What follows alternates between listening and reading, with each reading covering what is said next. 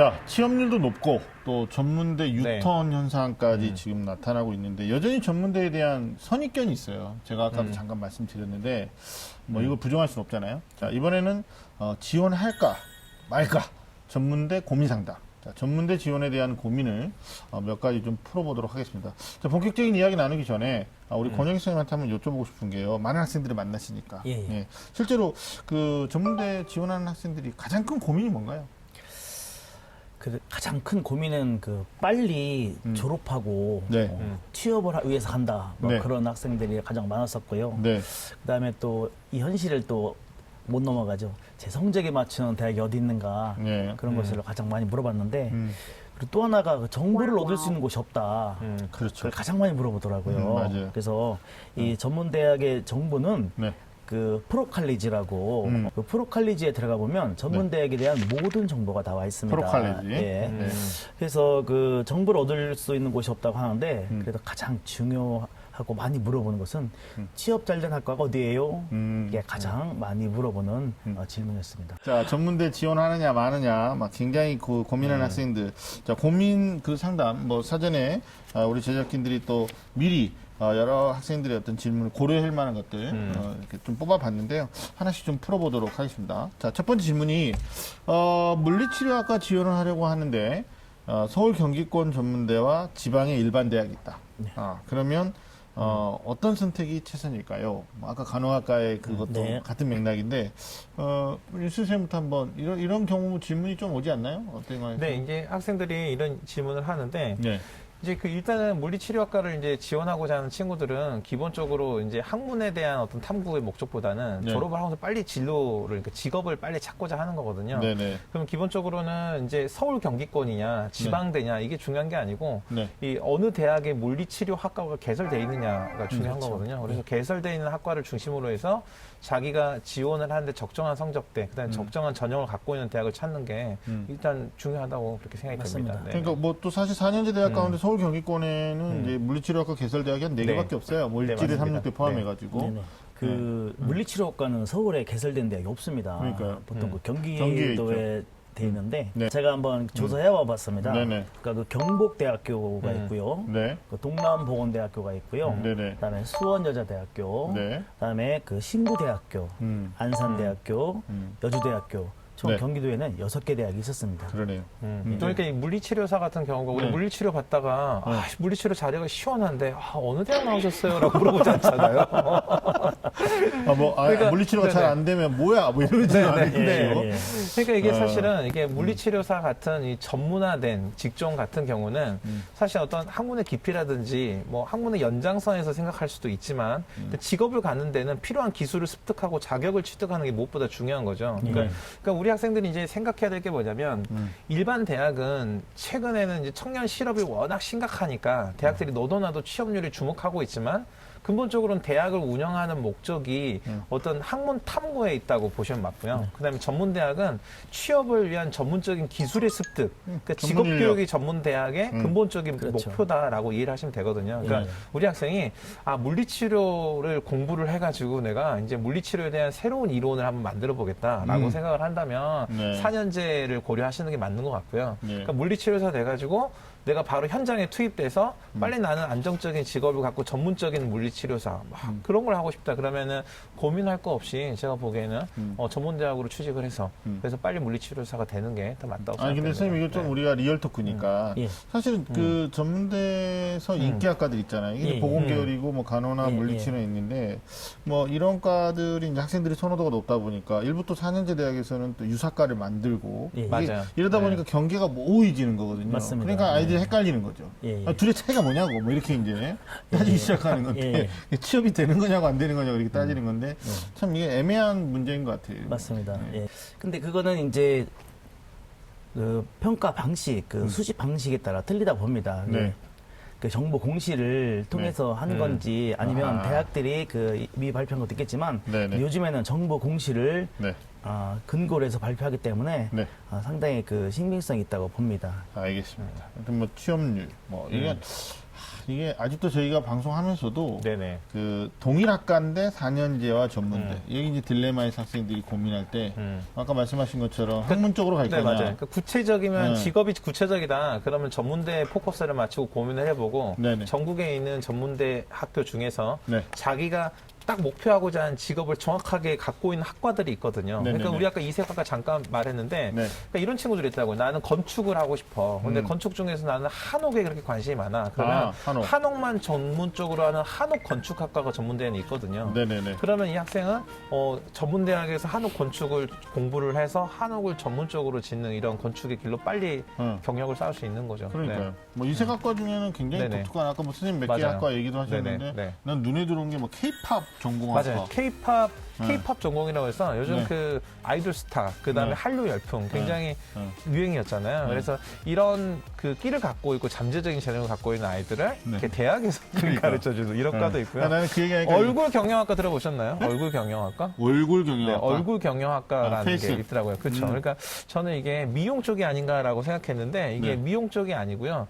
원광대학교 디지털 대학 뭐 이런 데서 운영을 하는 그런 학과인데 네, 그래서 이게 마음이 얼굴로 드러나는 그래서 사람들과의 관계에서 얼굴이 주는 영향이나 역할에 대한 뭐 이런 것들 두루 이렇게 배우는 그런 거더라고요. 그래서 요즘은 뭐 요즘 전문가들 보면은 네. 그 관계 소통 전문가들 많이 있잖아요. 그렇죠. 그래서 이런 관계나 소통 전문가들이 아마 이런 걸 꿈꾸는 학생들의 이런 얼굴 경영학과에 가면은 네네네. 이런 직종, 새로운 직종을 만들 수도 있겠다.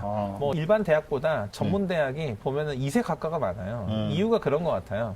일반 대학은 이게 학문 탐구를 기본적으로 하다 보니까 그 전공을 이렇게 뭔가 빨리 직업에 맞춰서 변화하는데 덩치도 크고 네. 발 빠르지 못하거든요. 근데 이 전문 대학들은 이제 미래 직업에 대한 안목을 가지고 전공들을 빨리빨리 재편을 하고 어떤 그 커리큘럼을 만들어내면서 미래 직업에는 육성하는 데 앞장서고 있다. 이렇게 평가할 수 있을 것 같습니다. 그러니까 결국 4년제하고 전문대 그 벽이 있는데 결국은 유사학과인데 결국 어디 가야 돼요 이런 고민에서는 제가 또 학생들한테 상담할 때 이런 얘기도 해요.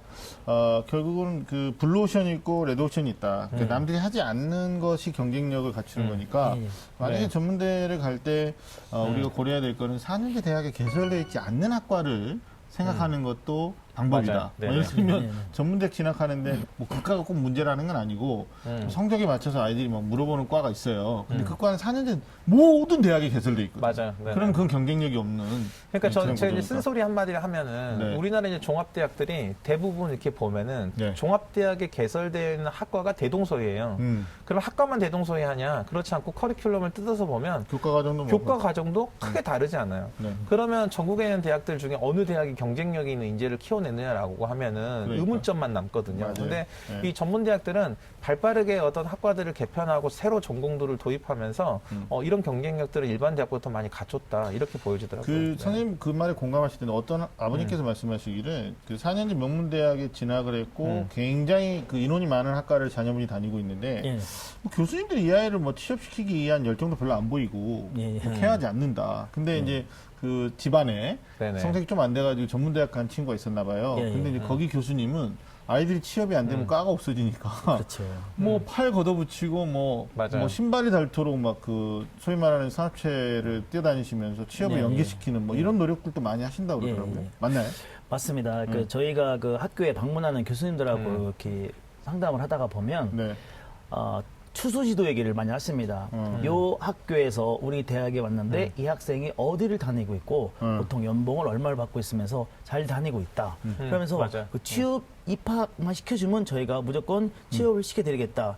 이런 식으로 말씀하시는데 네. 저는 또 선생님들의 특징이 뭡니까? 전화를 해서 물어보잖아요. 그럼 막 다니고 있더라고요. 그래서 아, 예. 교수님들이 지금은 가르치시는 것도 좋으신데 네네. 중요하지만 네네네. 취업을 굉장히 강화시키고 싶고 취업에 대해서 밤을 못 주무시고 그 기업체를 맞아요. 방문하고 계시는 걸 봤습니다. 그러니까 저도 그게 왜 전문대학의 취업이 이렇게 높은가라는 그 생각을 하던 중에 저도 그런 비슷한 사례가 있는데 경찰 지방에 있는 어떤 전문대학이 경찰 행정학과인데 이 실제로 취업률이 굉장히 높은 거예요. 근데 경찰 행정직이라는 것 자체가 시험을 보고 선발된 인원만 진출할 수 있는 직업인데 전공을 했다고 무조건 되는 게 아니잖아요. 그렇죠. 그래서 도대체 이 학과에서 어떻게 운영하냐라고 했더니 교수님들이 방과 후에 자율학습을 시키는 거예요. 학생들을. 그래서 일반 대학의 모든 학생들을 이렇게 관리하거나 이런 네. 취업에까지 고민하지 못할 때 전문대학은 취업에 대한 고민을 학생들과 함께하고 그런 것에 대한 시스템을 갖추고 있는 학교도 있다. 이런 점 우리 학생들이 조금 관심을 가질 필요가 있을 것 같습니다. 알겠습니다. 네, 맞습니다. 네네. 아까 잠깐 언급이 됐는데 그 전문대학 중에서 그 예술대학 지원을 고려하고 있는 학생이 있나 봐요. 이 질문이 왔는데 전문대학도 수시 합격하면 선생님 말씀하신 것처럼 정시에 지원을 못한다고 들었다. 근데 뭐 국제예술대학, 또 백석예술대학, 네네네, 맞아요. 정화예술대학 등도 수시 합격하면 정시에 지원하지 못하나요? 이렇게 질문했는데 답변 짧게 해주시면 돼요. 이 대학들은 전공대학입니다. 네. 전공대학이고 그 전공대학은 이중 등록 및 그 복수 지원에 해당하지 않기 때문에 네. 수시 합격에도 정시에 지원할 수가 있습니다. 전공대학을 우리가 일반 대학 개념으로 말하면 네네. 특수목적대. 예, 그렇죠. 네, 그렇게 보니까 뭐 산업대학이나 육해공사관학교 네네네. 이런 개념으로 그렇죠. 해서 중복 지원이 예, 된다. 예. 그러면 상관없이 그냥 쓸 수 있는 거네요. 그렇죠. 평생교육법에서 설치된 대학이기 때문에 네. 뭐 육해 지원도 해당이 없고 그다음에 수시 정시 상관이 없습니다. 알겠습니다. 그다음에 이제 요거 관련해 가지고 우리가 또 착각하는 게 있거든요. 요즘 입시철이 되면은 이렇게 학교 이렇게 화장실이나 이렇게 학교 벽면에 아침에 누구 들어와 이렇게 쫙 뭘 붙이고 가요. 이게 입시 요강이라든지 고등학생. 입시 전형 관련된 이런 이렇게 포스터를 붙이고 왔는데 대부분 전문 학교거든요. 그럼 이게 그 아까 말씀한 평생교육법에 의해서 어떤 그렇게 학점 운영제로 운영되는 전문학교. 그런 교육기관, 그러니까 뭐 전산원이라든지 이런 데서 운영하는 그런 전문 학교거든요. 근데 대학이 아니고 그렇죠. 학교. 대학은 아닌 거죠. 그러니까 네. 학점을 인정받아서 네. 학사학위나 준학사학위를 취득해서 네. 네네. 사기대학 진학이나 이런 것들을 할 수 있지만 네. 이런 전문 대학 이런 건 아니다. 그래서 네. 우리 친구들이 어떤 착각하면 전문 학교를 지원해 놓고 합격 통보를 받아요. 거기 또 통보도 엄청 빨리 해줘. 지금 선생님 합격해서 원서 못 써요. 이래요. 물어보면 전문 학교야. 나중에 알고 보니까 전문 대학이 그러면 아니고. 이제 그 학교가 나쁘다 이런 얘기를 한 게 아니고 그렇죠. 얼마든지 기회가 있으니까 정확하게 네. 그 차이를 구별해서 이해할 필요는 있는 거죠. 그러니까요. 맞습니다. 그 네네. 전문학교 같은 경우에는 등록금을 지금 받기도 합니다. 전화를 해봤더니 네. 잘못된 거 아닙니까 했더니 저희는 학사 운영을 이렇게 얘기합니다 하고 저희 학생들이 알아야 될 게 있습니다. 우리가 보통 일반 대학을 지원하고 졸업하면 그 별 이상이 없으면 학사학위가 나오고 그렇죠. 전문대학을 입학해서 별 이상 없이 졸업을 하면 전문 학사가 나옵니다. 전문학사 나오죠. 그런데 이 전문학교는 80학점을 이수하면 전문 학사가 나오고 네. 140학점을 이수하면 일반 학사가 나옵니다. 네, 네. 그런데 우리가 보통 전문대나 4년제의 그 졸업 학점을 봤더니 약 120학점이 좀 넘더라고요. 네. 이건 큰 차이가 나죠. 네. 그러니까 전문학교는 꼭 140학점을 따야지만이 학점은행제니까 그렇죠. 학사학위가 나오고 네. 그러니까 전문대학이나 일반 대학은 졸업만 하면 나오고 그 차이가 틀립니다. 알겠습니다. 다음 질문 한번 네네. 보죠. 전문대 수시도 면접을 보는 데가 있다고 하는데 네.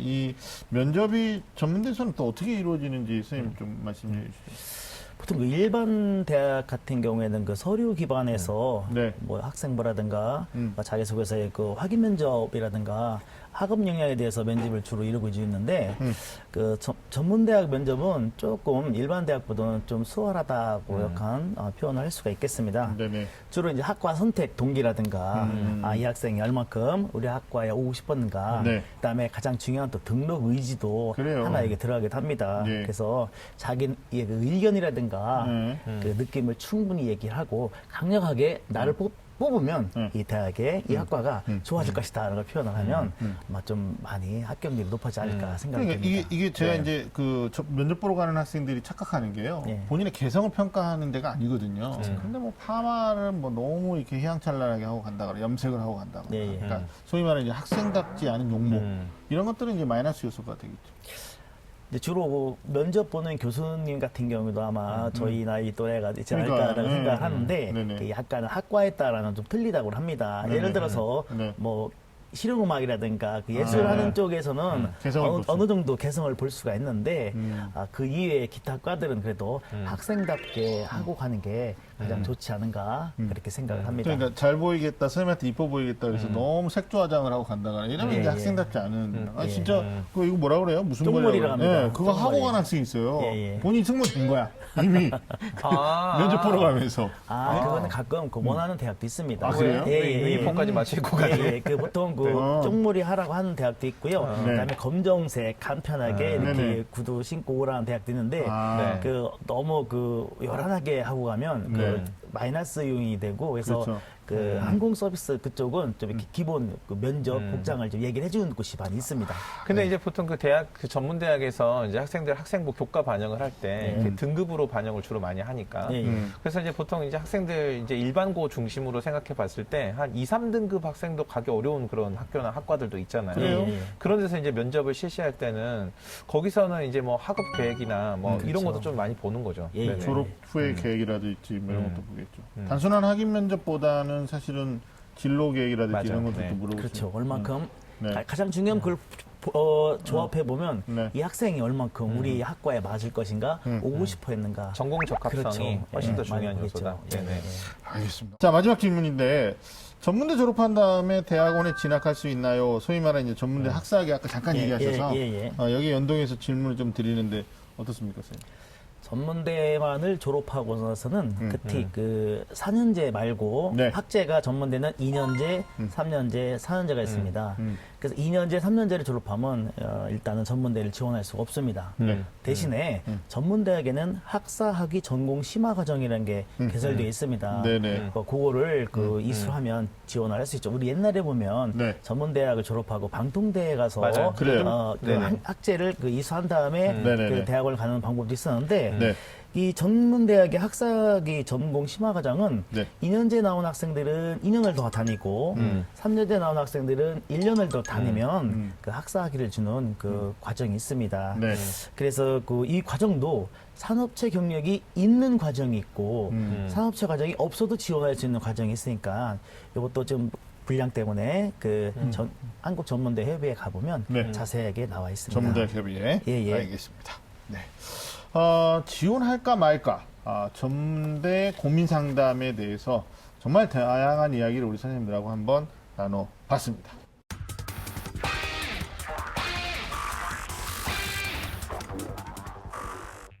마지막으로 전문대 지원을 고려하고 있는 수험생 또 학부모님들을 위해서 마무리 말씀을 좀 해주셔야 되는데 우리 윤신 선생님부터 해주시죠. 네, 그 전문대 지원을 고려하고 있는 학생들은 일단은 상대적으로 내가 다른 학생에 비해서 성적이 낮아서 어쩔 수 없이 전문대를 지원하는 거 아닌가라는 생각을 하는 경우가 많이 있거든요.